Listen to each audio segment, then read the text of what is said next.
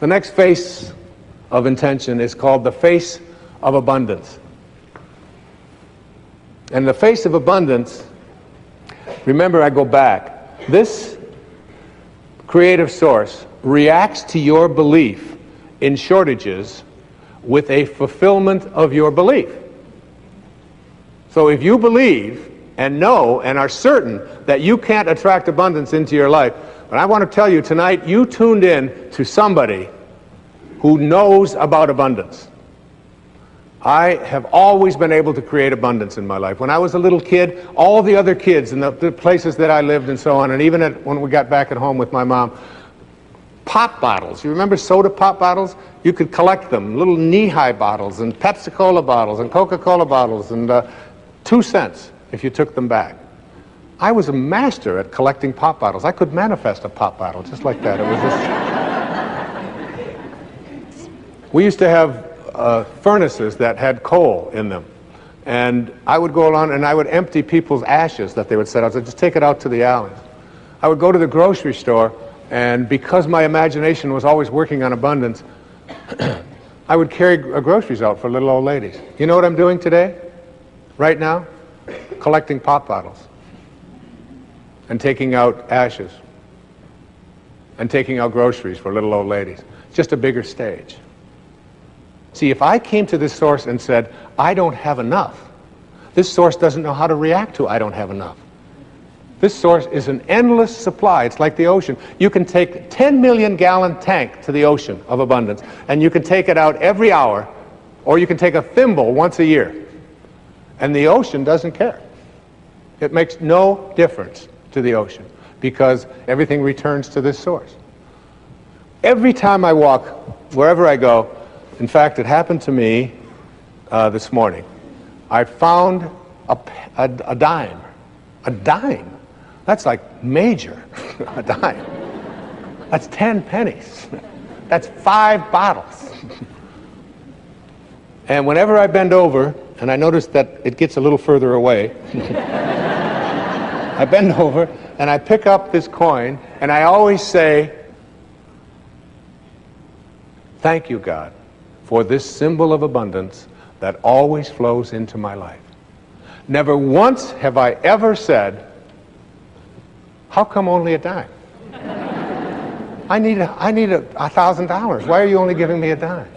It reminds me of a wonderful story of a grandmother who was living in that consciousness, and she was walking along the beach, and she had her little grandson with her, and all of a sudden this huge wave came right out of the ocean, gobbled up, took the son, and he was gone, just disappeared. She got down on her knees, she prayed, oh my God, please send my grandson back. How could this be? This is the worst moment of my life. Please send my grandson back. And all of a sudden another wave came along, and plop, there was her grandson, right there next to her feet. And she looked up and she said, he was wearing a hat.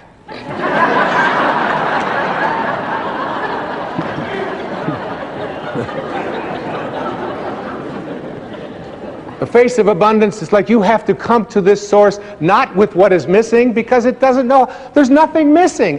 This source, which is the source of all, doesn't know about what's missing. When you say, please give me what is missing, it'll just reaffirm your belief in things being missing. You have to come to this source by being abundant, by being in a state of gratitude, by being thankful for all that you are, and seeing yourself as attracting more and more of that, and being willing to give it away. The final face of these faces, the seventh face of intention, is what I call the face of receptivity. It is my intention to attract ideal people and ideal relationships into my life. This universal source is what I call an equal opportunity provider. It knows nothing about not being receptive. It doesn't show up in you and not in you. It isn't anything that would judge one as better than the other. Are you receptive? Are you receptive to everyone? And you know, this works so well. My secretary and I, Maya, who's sitting up here in the box, who's been with me for 25 years. I can't shake her. As much magic as I try, she just keeps showing up. I couldn't do it without her. And we were leaving for a talk in Chicago, I believe it was, from Florida. And we had 7 boxes of books to take with us on the plane. This was in the days when you could take what you wanted on a plane. And we were scheduled out on one airline that I was a platinum something or other on, and we found out that the flight was canceled. And they had already checked the boxes in, and then well, they sent us to another airline at the other end of the terminal. So we wheel up there, we go up there with the 7 boxes, and she's up there, and this woman's got a scowl on her face at this new airline, and almost as if she was saying, "You won't be getting these boxes on this plane." And she was determined that that was not receptive to this idea whatsoever. Now, my way I handle these kinds of things in my life is by every time, if I meet a surly waitress or a surly waiter, or if I meet someone who, when I'm checking into a hotel, is giving me a hard time, to me this is just a wonderful opportunity to practice the power of intention. Can I be receptive to this person and have them eating out of my hand in no time at all?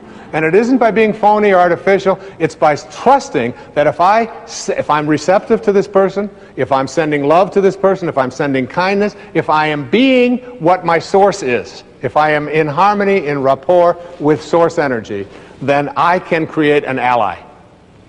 So my secretary was about to, and I just said, "Maya, don't say a word." And I went up to the woman and I just started talking to her, and because I knew, I could just tell by her body language that she was about to tell me, "You're only going to be able to take 2 boxes with you for each person, and you're going to have to leave 3 here."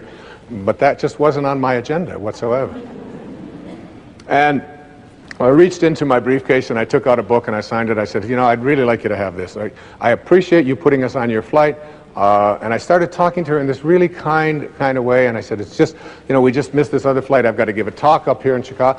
And I extended as much kindness as I possibly could. I was totally receptive and open to her. And by the time this encounter ended, she was asking, "Don't you have any more boxes? Isn't there something else that you'd like to ship? Do you want to ship one of your kids? We can..." And upgraded us to first class, gave us everything that we could possibly have wanted, and it was all because of being receptive to her, having this space of receptivity. When you have receptivity, when you are practicing infinite patience, when you are being the kind of person you wish to attract, you have to want it more for others than you do for yourself. You have to see yourself already as connected to the right person. See yourself from the end. And see yourself as having all of the right people showing up. Act as if they're already here. Because that's what the source is. And they are already here. I'm telling you, when I'm writing and I'm in the space that I'm defining here right now and speaking about right here, when I'm in this space, I want to tell you, ladies and gentlemen, that everybody shows up that I need. And it almost gets to a point where I get befuddled by it, how beautiful and blissfully it works. I'm even befuddled by you all showing up. We just put a little notice out there and said, "Come to Boston. Please come to Boston." Isn't that a song? And you all did. Thousands of you. Look at you, all over the place. This beautiful place and these lobbies and going all the way up into, there's people up there, you're 1,000 miles away. You're all here. And when I'm writing, my eyes will glance on a book that's been on the bookshelf for 20 years and I haven't looked at, and I'll walk past it and it'll fall. What is that? And I'll pick it up, and it's exactly what I needed. The phone will ring, and the exact right person will show up. When you're in this place of being receptive, kind, loving, beauty, abundance, when you're in this place, the universe conspires with you to create the right people, the right things. It all shows up. It's not your ego. I don't do it. It's called surrender. It's called, in the recovery movement, we call this letting go and letting God. Just letting go. You have a senior partner, if you knew, who walked beside you at all times on this path that you've chosen. You could never have another doubt that this would work. And I'm telling you, you tuned in today on this PBS show to listen to somebody who has believed. Not only do I believe in this and write about it, speak about it, I live it every day of my life. It always works.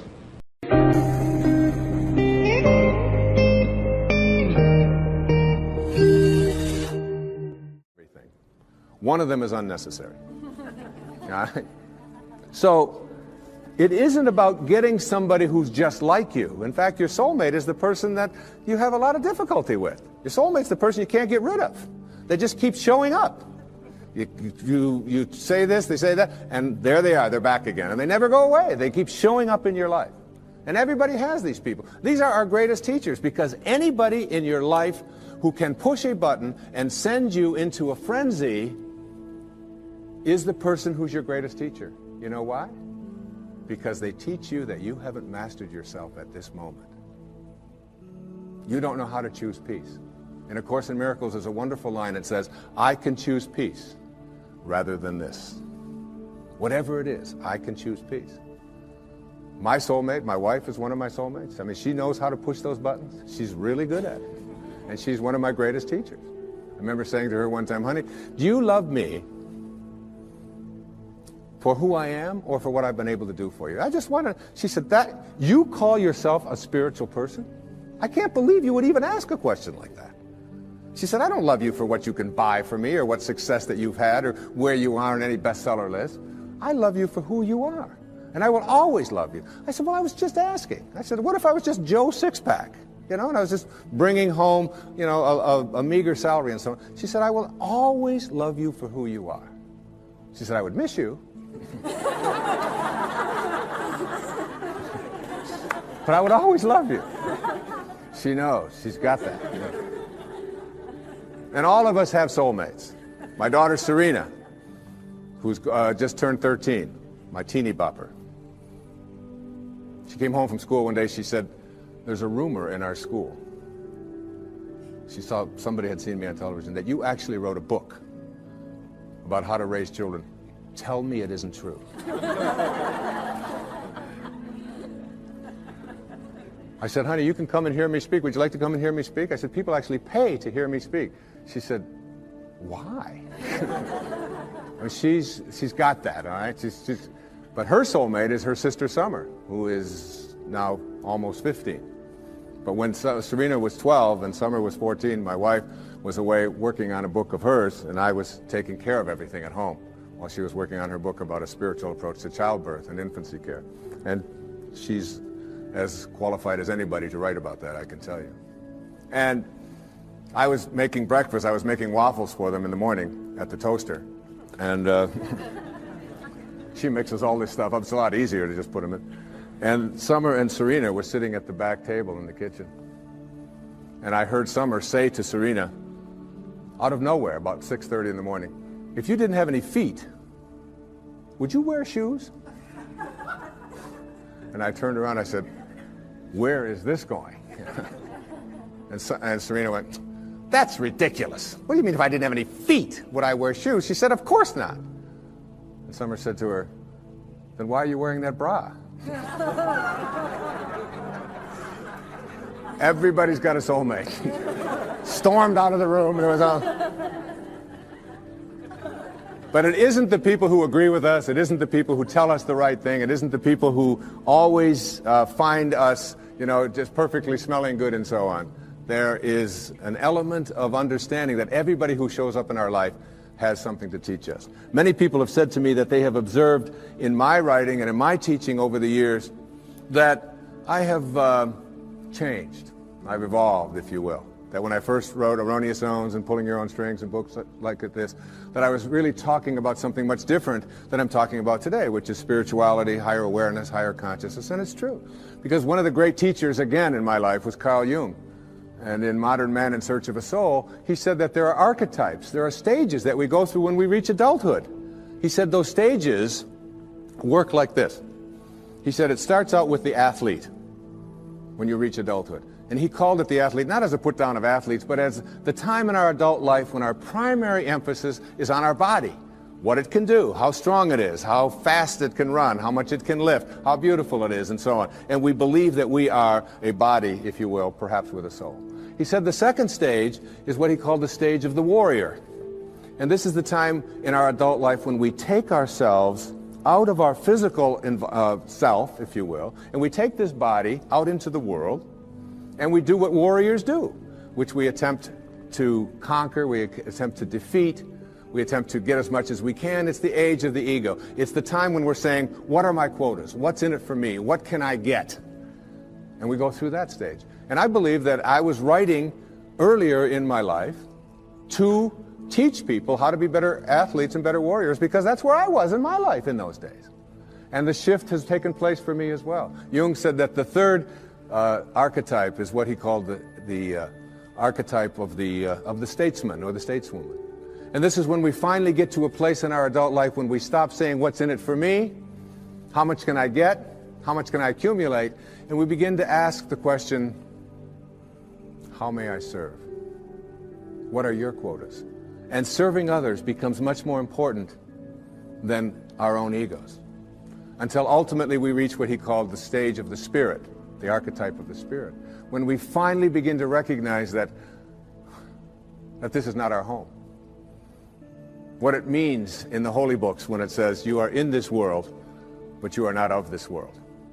And these four stages represent also where we can look at our own self. How am I doing going through these? To what extent do I find myself consumed with my own quotas? What's in it for me? How much can I get?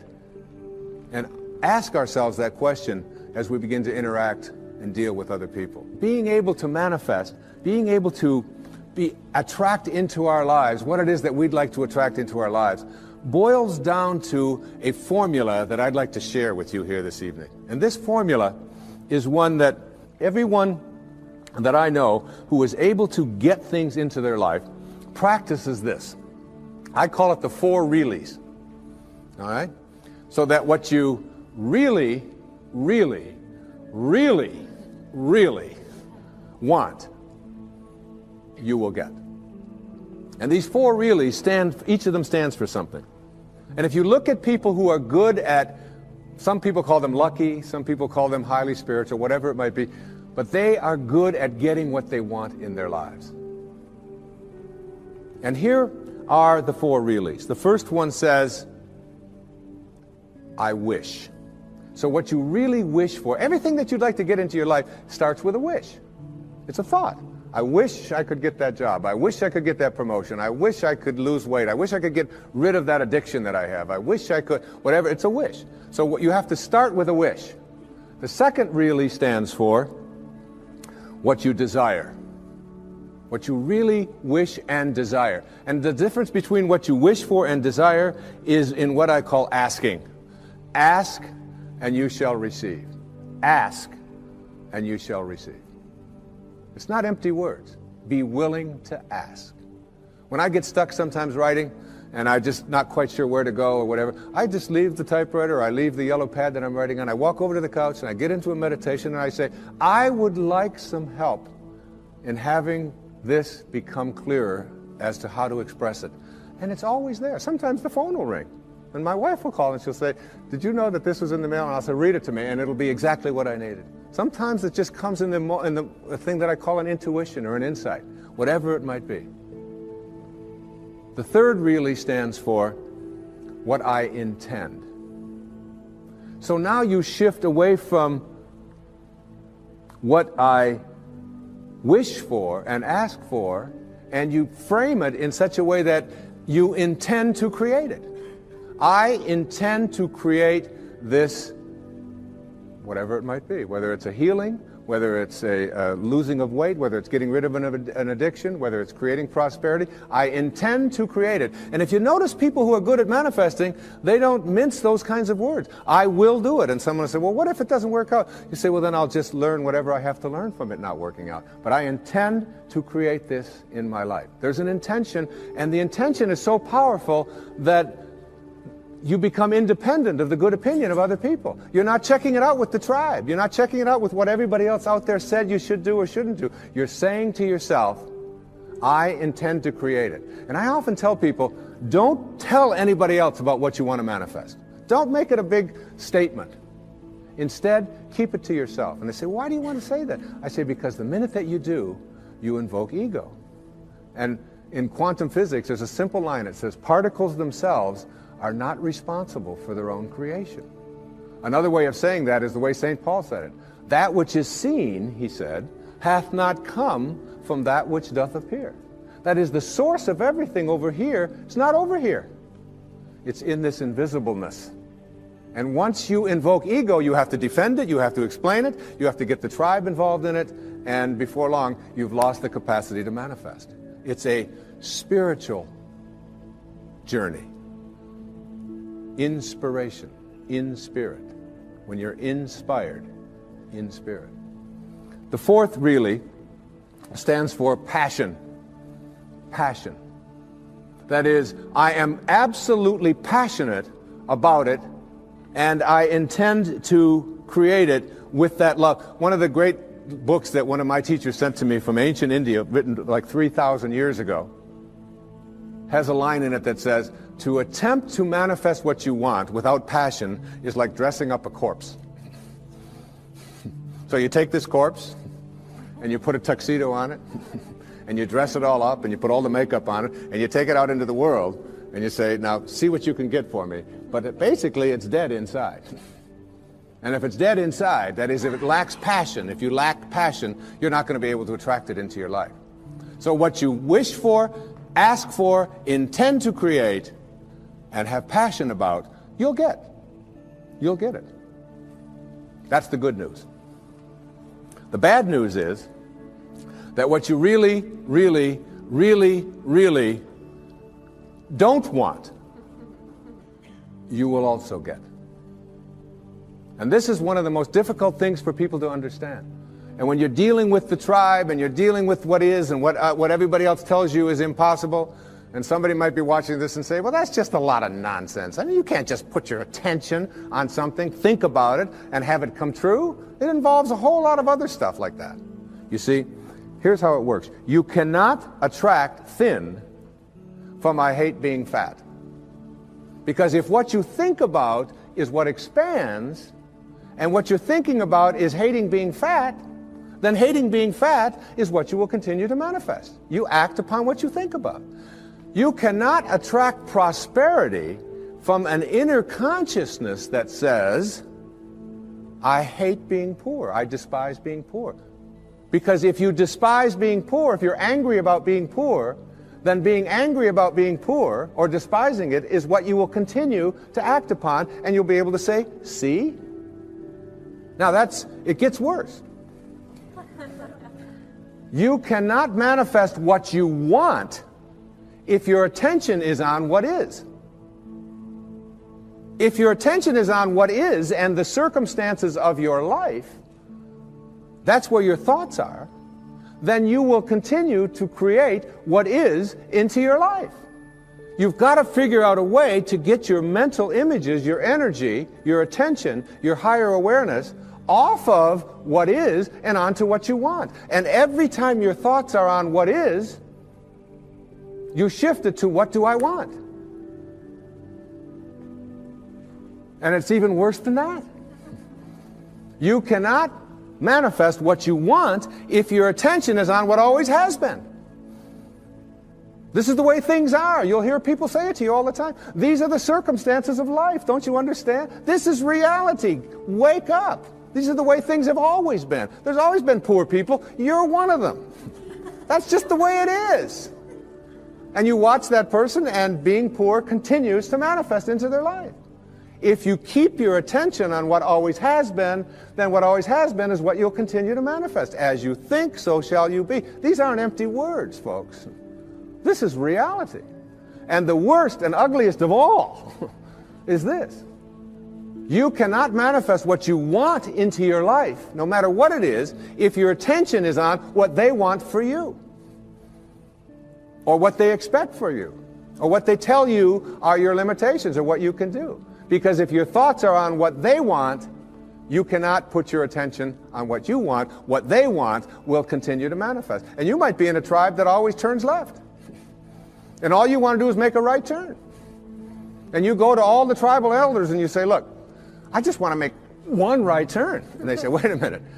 In our tribe, we only turn left. We've always turned left. That's the way this tribe has always been. And so they will have an emergency meeting. And they will convene all of the elders to get you to come to your senses